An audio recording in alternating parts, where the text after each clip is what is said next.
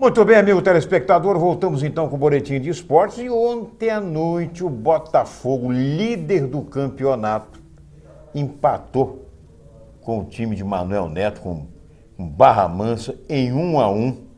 Veja só, hein? Jogo realizado em Volta Redonda, no Raulino de Oliveira. Ainda o seu Bill ainda me perde um pênalti no final. E aí, Fernandinho? Boa tarde a você, ao telespectador. Olha, o Botafogo fez um primeiro tempo razoável, mas um segundo tempo péssimo. E ao perder o pênalti, perdeu também um rebote. Porque no exato momento em que a bola foi defendida pelo goleiro, o próprio atacante do Botafogo não conseguiu chegar nela, possibilitando ao Barra Mansa a chance de tirar a bola da zona de perigo. Um ponto que... Aliás, 2 pontos que o Botafogo deixa de ganhar, porque se vencesse conquistaria 3, ao empatar conquistou apenas 1.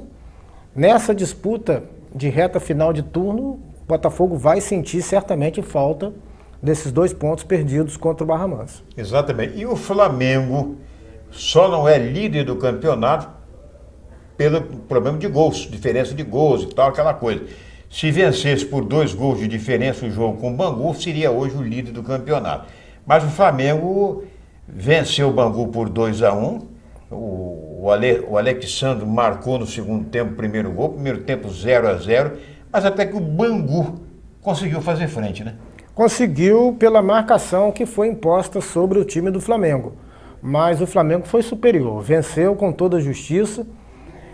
O Bangu vem fazendo uma boa campanha, mas ontem não esteve tão bem como se imaginava. Falaram até que o Bangu iria surpreender o Flamengo. Teve um bom volume de jogo em alguns momentos, mas nada de excepcional. Pois é, nos 2 jogos dos outros 2 chamados grandes de hoje, tem o jogo do Fluminense, né, e o jogo do Vasco da Gama. Né? Um vai ser em Bacaxá.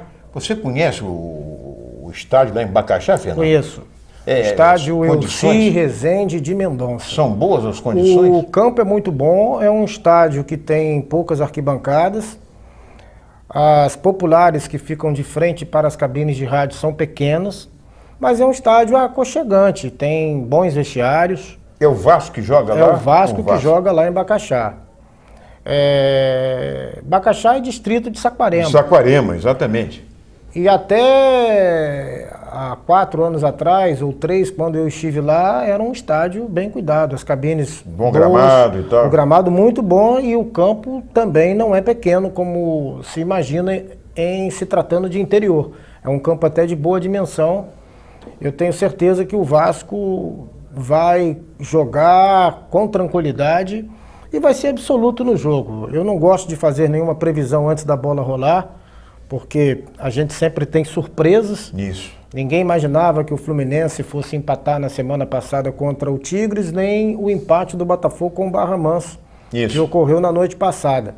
Como também não imaginávamos que o Bom Sucesso fosse fazer frente ao Madureira, conseguindo arrancar um empate. Mas o time do Boa Vista não está bem na competição, o Vasco é melhor, a torcida do Vasco certamente vai comparecer em grande escala. E hoje, na minha concepção, o Vasco é o favorito. Pois é, e o Fluminense pega Cabo Friense, né? Que costuma pegar umas peças aí no jogo no Maracanã. Dificultou, né, para o Botafogo semana passada.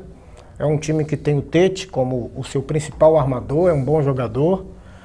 O Fluminense vai ter que jogar para recuperar os pontos perdidos contra o Tigres. Embora hoje as chances do Fluminense conquistar a Taça Guanabara sejam remotas, mas depende dele. Ele tem que vencer de qualquer maneira a partida de hoje. Pois é. E o Madureira conquistou ontem ao empatar em 1-1, né?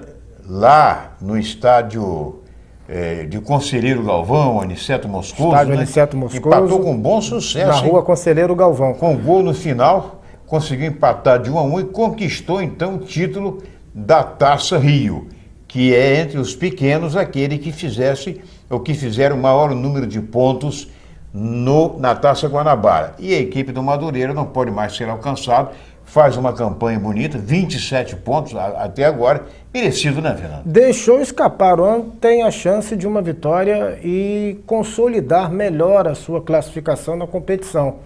tomou um gol logo no início do jogo. O Bom Sucesso se fechou, fez uma marcação dura, o Madureira não teve espaços para jogar. Já no segundo tempo, com o time do Bom Sucesso mais cansado, porque a gente teve a informação que a equipe correu muito, procurou não dar espaços ao tricolor suburbano.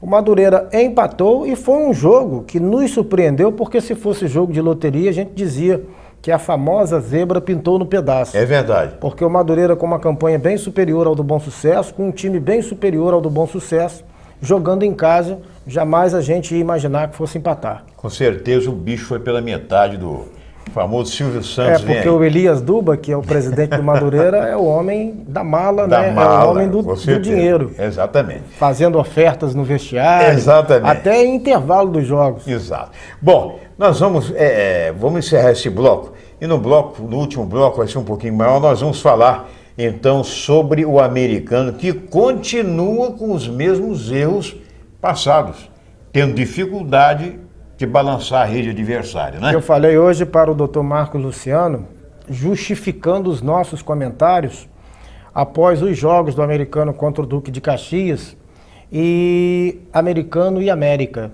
Olha aí o que aconteceu na partida de ontem contra o Olaria. Pois é, eu quero mandar um abraço para o Renato Peçanha, lá no Jockey Club, para a dona Ana e suas 3 filhas na rua Riachuelo, ali no Parque Califórnia, e para o Guarda Civil Municipal, o Juvenal, que fica sempre aí pela Praça São Salvador e assiste o programa. Um abraço muito grande, muito obrigado pelo carinho da audiência. Voltamos daqui a pouco com o terceiro e último bloco, falando sobre os jogos de ontem de Americano, Goitacás e São João da Barra. Rapidinho, pai bola.